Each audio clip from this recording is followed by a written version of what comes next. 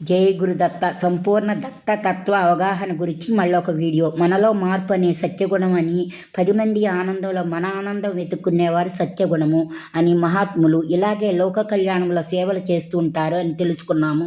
సత్యగుణంలో ప్రధానుల కోరికలు త్వరగా ఫలిస్తాయి. అయితే మనలో దోషాలు తీసుకోవటం ద్వారా కూడా మిగతా గుణాలు పోయి సత్యగుణం మిగులుతుంది. ఒకసారి ఏకనాథ్ మహారాజు గోదావరి నదిలో స్నానం చేసి బయటకు వచ్చారు. ఒక తురుష్కుడు స్వామిపై ఉమ్మివేశాడు. స్వామి వెంటనే మరలా స్నానం చేశారు. ఇలా ఎన్నిసార్లు జరిగిందో, స్వామితో ఎన్నిసార్లు ముమ్మి వేసినా నన్ను నిందించలేదు ఎందుకు అన్నాడు ఆ మూర్ఖుడు. స్వామివారి ఓర్పు సహనానికి ఆశ్చర్యపడు. స్వామి ఆ మూర్ఖుడితో, నేను నీకు రుణపడ్డాను. నీవన్న పవిత్ర గోదావరిలో 108 సార్లు స్నానం చేసిన పుణ్యం నాకు లభించింది అన్నారు. మూర్ఖుడు అహంకారం తొలగి పాదాలు పట్టుకున్నాడు.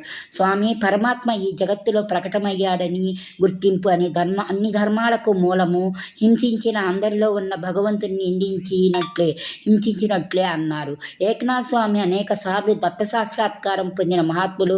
వారి గురువు గారు జనార్దన స్వామి ఔదంబరంలో శ్రీ నృసింహ సరస్వతి స్వామి దగ్గర దీక్ష తీసుకున్నవారు. నృసింహుడి దగ్గర కొంతకాలం జీవించారు. అక్కడే పంచగంగ నదికి ఘాట్ కట్టించిన వారు.